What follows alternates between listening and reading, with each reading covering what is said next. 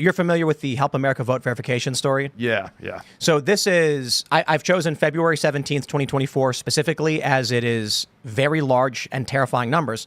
Just some quick context for people to understand. Help America Vote verification is a system so that if someone is trying to register to vote, but they do not have an ID, the DMV, the MVA can submit the name, their birthday, and the last four of their social to the Social Security Administration to check to see if they are in the Social Security database. That way the person can be registered to vote.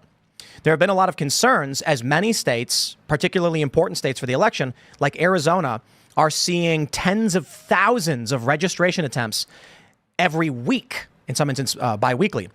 In some instances, and the example that we have here from February 17th of this year, the state of Missouri had 78,421 verification requests, with 23,253 coming back as deceased.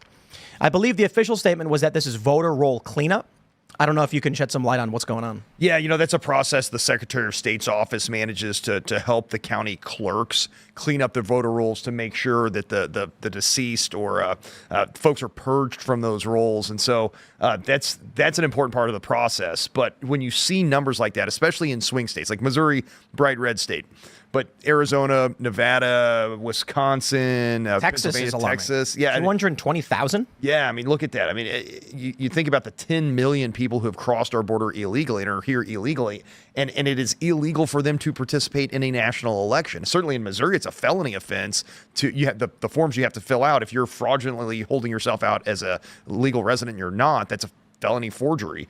And so, these other states need to look at those same laws and make sure that you're not only purging the deceased, but preventing hijacking of the election process by people who have no legal right to vote. But is this confirmed, or I don't know if you don't know 100%, but this is Missouri doing voter roll cleanup?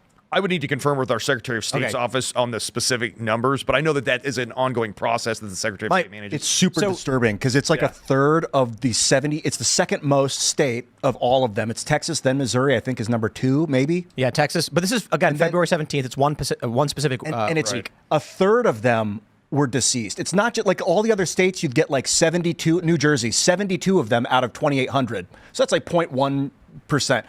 33% of them in Missouri. Like, what is going on that they're using Missouri? It looks like it's being used to funnel some sort of operation to get people on this voter was rolls. Registering dead people. And so here's the problem.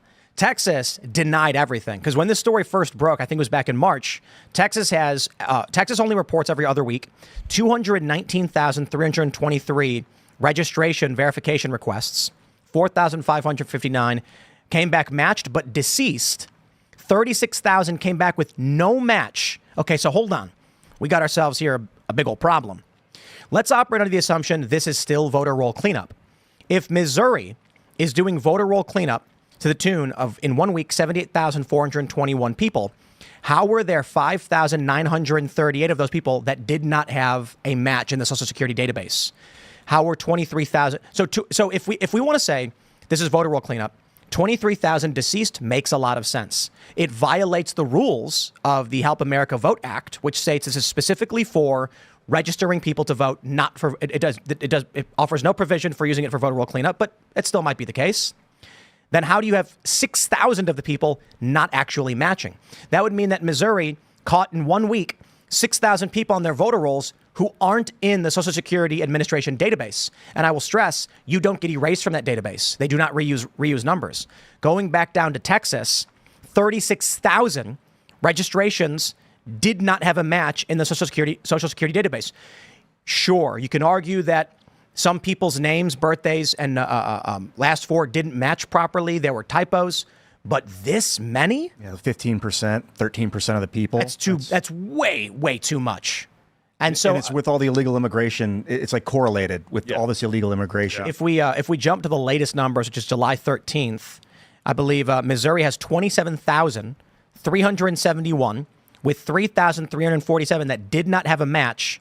317 were dead. Look at Nevada. That 36,000 of the 37,000 were not matched. Now that's crazy. This is the latest. The last reported numbers from HAVV, 37,181 in Nevada. These are alleged registration attempts without ID, and 36,600 did not match the SSA database. In a swing state. In a swing state. A border state. So here's my concern, and this could impact Missouri. It's bright red, so Yeah. I wouldn't, it is weird to be like, well, what could possibly go, happen? Texas, however, is not, and Texas could swing. But the fear now is that in 2021, Joe Biden signed an executive order that allowed the federal government to register people in states on behalf of that state without the state knowing. West Virginia came out and said, absolutely not. We reject all of these registrations. But what if what we're seeing is unknown to these states like Missouri, because these registrations that are being sent to the SSA are coming from federal authorities and the state has nothing to do with it? These people then show up, get printed, that they appear in these databases because the federal government sends in the paperwork, and then you end up with non-citizens. Or one theory is that what's happening is someone is illicitly downloading college and university databases and then trying to register college students who are not registered without them knowing, so that a universal mail-in vote will appear at their home, and then they could get an activist to go make them fill it out.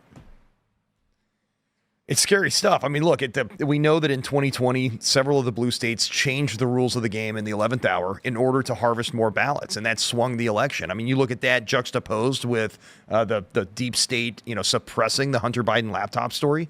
I mean, those things, you put those two things together, and you can see why people, the integrity, like self-evident integrity of the process has been lost. Yeah, I think that's one of the big issues. Voters this year are primed to be concerned about what's going on. And while that's good, it also encourages low trust because you never seem to get the answers that you're looking for. No matter, try how you might, right? We don't know why the numbers are this way. There's not even a clear path to get answers. Yeah. I guess I can only say you're up for re-election, I'd imagine, right? Yeah. I think it would be prudent to figure out. Yeah. Yeah. No, and in fact, you're going to see more coming out of my office in the coming weeks about some election integrity issues that we're working on as it relates to illegal aliens. Missouri is one of the last states in the nation that still makes it a felony offense to knowingly transport criminal aliens into or through the state of Missouri. And so we want to stand by to help prosecute that. In Missouri, it's also illegal to obtain a voter ID and hold yourself out to be a lawful resident who's eligible to vote if you're not. So again, that's a felony forgery. I imagine Missouri is one of the states that requires an ID to vote. That's right. It's funny how that works, where it's like when there's actual integrity in the voting process, everyone accepts it as normal and it's not even a question.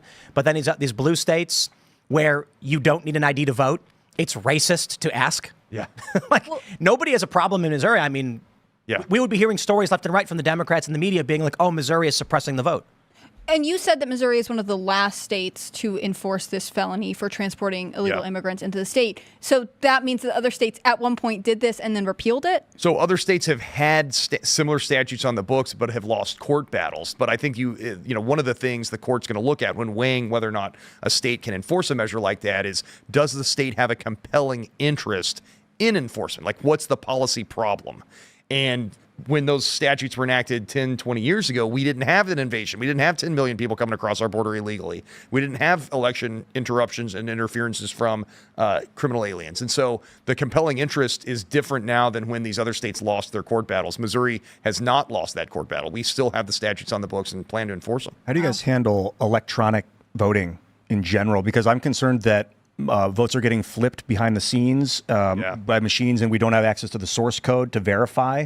Have you sued like Dominion or companies that try and operate without offering their source code to make them open source their software? We've got paper ballots in Missouri.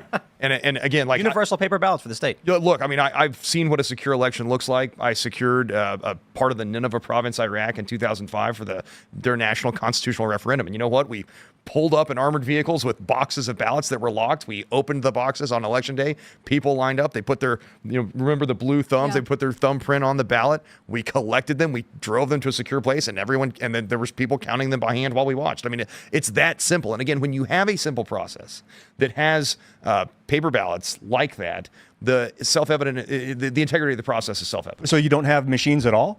The machines collect the paper ballots, but then there's human checks on that. But again, this is all under the Secretary of State's office, and that's really who runs elections in the state of Missouri. Do you get along with the Secretary of State very well? Do you guys work closely? Oh, absolutely. Look, I work closely with all of our statewide office holders. Everyone's rowing in the same direction. We're all, for the first time in, gosh, a really long time, it's a top to bottom Republicans in state office in Missouri. And that has not happened until recently. Wow. That's right on.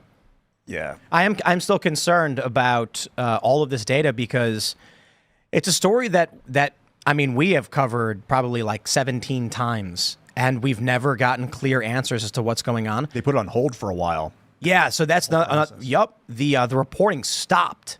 Yeah, I think it was in May, or like the beginning of May, just froze. Like after we started reporting on it, a couple months went by, and then they stopped the reporting completely for like What coincidence? 5. Yeah, right. But this Are there is such things. So we're looking at great polling for Donald Trump, especially after someone tried to take his life, and he stood up with blood coming out his face, screaming, yelling, "Fight, fight, fight!" That really inspired a lot of people. Now you've got, with Kamala Harris coming in, people are saying, "Oh, she's even worse than Biden." But the more savvy people are coming out and saying, if you think you've won, you've lost. Thanks for checking out this clip from Timcast IRL. Make sure to watch the show live Monday through Friday at 8 p.m. Subscribe to this channel, and we will see you all there.